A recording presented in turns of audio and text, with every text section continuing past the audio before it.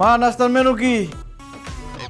গরম ভাত, ডিম ভাজা আর নতুন আলু ভর্তা আর মুসুরির ডাল।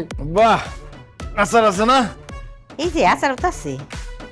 হ্যাঁ বাবা, তুমি খাইছো? তুমি খাইছো? এত মজার নতুন আলু ভর্তা থাকলে কেন না খেয়ে পারি? জিভলে পানি আয় পড়ে। তোর লগে থাকতে থাকতে আমিও খেয়ে ফেলে। বিসমিল্লাহ। বাবা জান,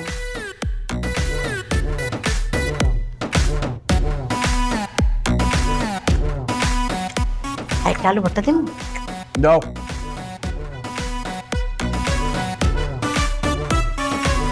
বাবারে, তোর আব্বাইও 3 বেলা এরম পেট ভইরা ভাত খাইতো। কি যে মজা করে ভাত খাইতো। এত অল্প বয়সে এরম গামলা বইরা ভাত খাইতে খাইতে একদম রোগ বেলাই তার আঁকড়ায় ধরল। তারপরে শেষ পর্যন্ত মানুষটা মরেই গেল। ও বাবা, একটু ভাত খাওয়াটা কমা না। আল্লাহ ভরসা মা, যে কদিন হায়াত আছে এই কদিনই বাঁচমু, আর যে কদিন বাঁচুম আব্বার মতো ভাত খাই বাঁচুম। মা, তুমি তো খায় থাকো আর বই থাকো না, যাও আমার অফিসের খাবারটা রেডি করো, টিফিন ক্যারিয়ার বইরা খাবার দাও আর আমি খাই ফেলি এর মধ্যে। টিফিন কারি কোন সময় রেডি করে থইছি? যাই আমি টিফিন কারি সাজাই নিয়ে আসি। কিছু লাগলে কই।